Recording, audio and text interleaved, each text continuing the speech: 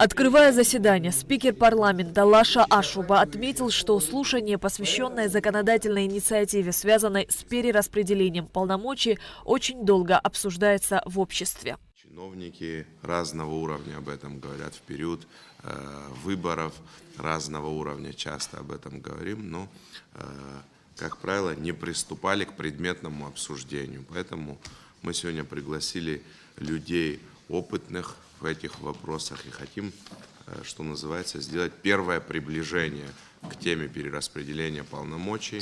В целях подготовки поправок к Конституции указом президента Абхазии в 2020 году была создана комиссия по конституционной реформе.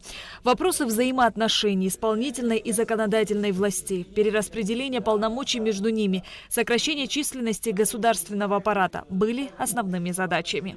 Изначально базовый вариант был подготовлен комиссией, созданной президентом, и, соответственно, по результатам работы комиссии и тот проект, который был представлен ими президенту, уже в администрации президента, он был в некоторой части дополнен, и уже сюда, соответственно, нам в качестве законодательной инициативы президент отправил его для того, чтобы уже мы с вами рассматривали. Как вы знаете, уже немалое время на самом деле данный вопрос, данный проект находится на рассмотрении у комитета. Проект очень важный, и отнестись к нему просто, да, и принимать его так, как, допустим, мы принимаем обычные проекты, обычные законы, которые попадают в парламент, мы не могли. В соответствии с Конституцией исполнительная власть в республике предоставляется президенту Абхазии, что предопределяет его ключевую роль в формировании и деятельности исполнительной власти. Исходя из вышеизложенного, проект конституционного закона о поправке предусматривает упразднение Кабинета министров, коллегиального органа, формируемого президентом. Упразднение повлечет за собою и упразднение должности премьер-министра и вице-премьеров республики. Это внесение изменений в ряд законов Конституции Республики Абхазия, а именно в части изменений структуры исполнительной власти, где основная власть и руководство исполнительной властью закрепляется за президентом Республики Абхазия. Если говорить вкратце, то институт премьерства в данном случае сокращается. И также есть отсылка на законодательство, укрепляющее позиции вице-президента. Первый вопрос. Мы все понимаем, что это новая система распределения полномочий. Собственно, это новый тип республики, который мы можем здесь внедрить. Это первое. То есть согласны ли мы концептуально с тем, что не будет, согласно предложенному законопроекту Кабинета министров, не будет как такого коллегиального высшего органа. То есть это первый вопрос, на который нам нужно уже ответить всем. То есть что у нас будет президент и, собственно, руководители центральных органов госуправления. Это первое. Второй же вопрос, если мы сойдемся на том, что нам нужна так называемая вот эта модель, в отсутствие высшего коллегиального органа уже обсуждать, какие есть риски, какие есть спорные моменты или какие есть замечания к той системе, которая будет выстроена согласно этой модели. Необходимость упразднения Кабинета министров влечет, я смотрю, 127 законопроектов или отменять, или вносить изменения в эту историю надо. Да, ликвидация конституционного закона о Кабинете министров. Если такое решение будет принято, я бы хотел, чтобы, мое мнение, что возрастает одновременно роль администрации президента, которая должна быть, может, не высшим органом управления исполнительной властью, а хотя бы координирующим, да, чтобы должен быть определенный закон об администрации президента. Не совет министров, может, администрацию президента, да, уполномоченный орган президентом, который координирует работу исполнительной власти. Проектом закона о поправке к Конституции предусматривается внесение изменений, направленных на закрепление на конституционном уровне порядка согласования с парламентом назначения на должность министров. Порядок назначения министров, устанавливаемый проектом, предусматривает необходимость согласованных действий президента и парламента. Указанная процедура предполагает поиск согласия между ними с целью устранения возникающих противоречий по поводу кандидатуры на должность министра, что возможно на основе форм взаимодействия, складывающихся в процессе реализации полномочий главы исполнительной власти. По мнению Батала Тапагуа, принятие этого закона будет самым главным за последние 30 лет в нашей законодательной системе. Это выводит нас, по крайней мере, на мой взгляд, на другой уровень.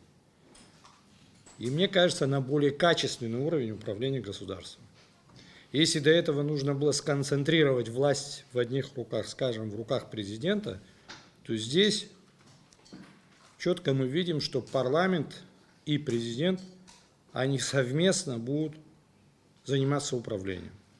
Я хотел бы попросить, чтобы, читая статьи этого закона, любой депутат будет применительно к себе, читая статью, применять по отношению к себе. И никого здесь не должно пугать вопросы, связанные с тем, что парламент может быть распущен или так далее. Здесь заложены такие механизмы, при которых практически не будет никакого распуска парламента. Потому что, я почему это говорю, потому что когда вы столкнетесь с принятием этого закона, наверняка такие мысли могут возникнуть.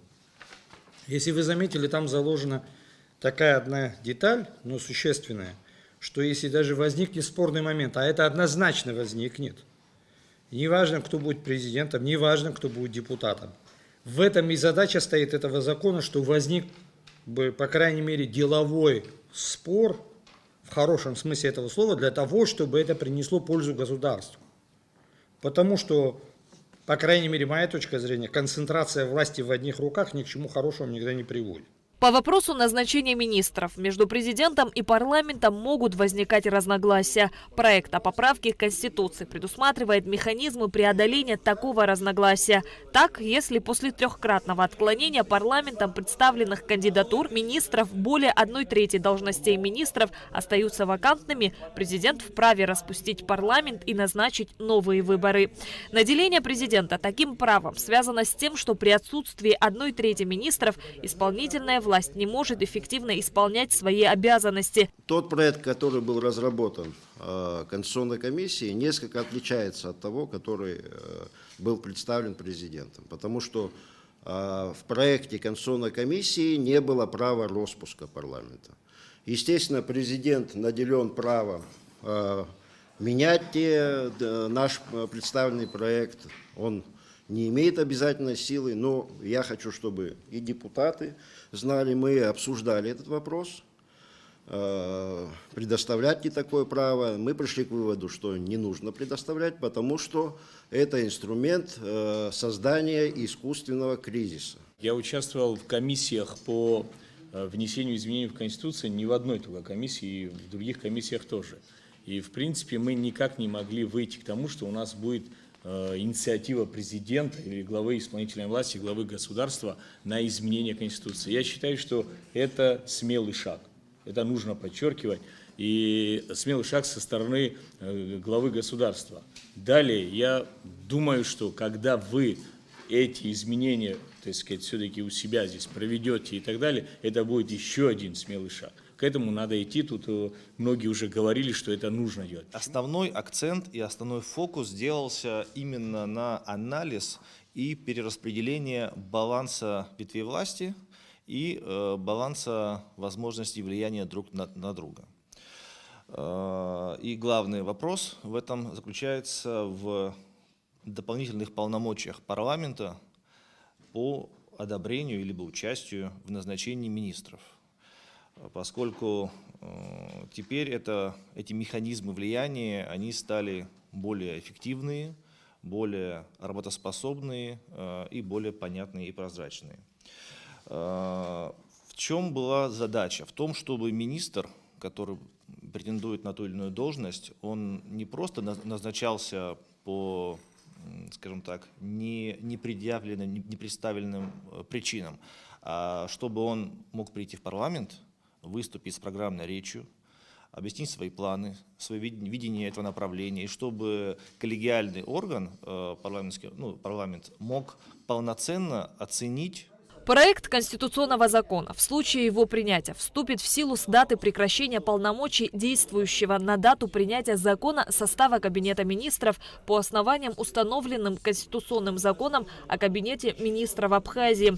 Депутаты, приглашенные члены комиссии по конституционной реформе, обсудили ряд интересующих и важных вопросов. В завершении спикер парламента подвел итоги первого слушания. У нас, к великому сожалению, все политические игрища, все перипетии связаны с президентским креслом. Наверное, нужно менять что-то, чтобы у нас было развитие в государстве. Что касается того, какая система выборов будет, я уверен в том, что вообще, в общем-то, главным цензом, хотя мы сейчас занимаемся тем, что цензы дополнительные устанавливаем, вот установили образовательный ценз, возможно, еще какие-то цензы сейчас будет, но главным цензором выступает народ Абхазии, да, в конечном итоге на выборах.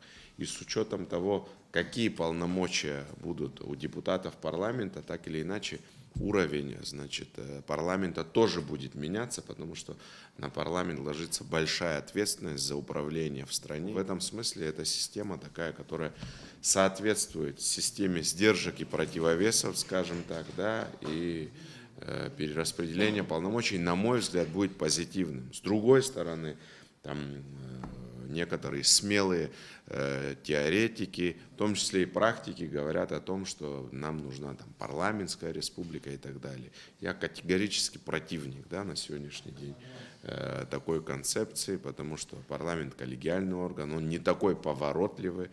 И на сегодняшний день мы не готовы. Вообще парламентскую республику могут себе позволить сильно развитые страны. Депутаты будут дорабатывать данный закон и проведут еще слушания с привлечением членов комиссии по конституционной реформе. Шазина Ханагу, Рамо Камке, Абхазское телевидение.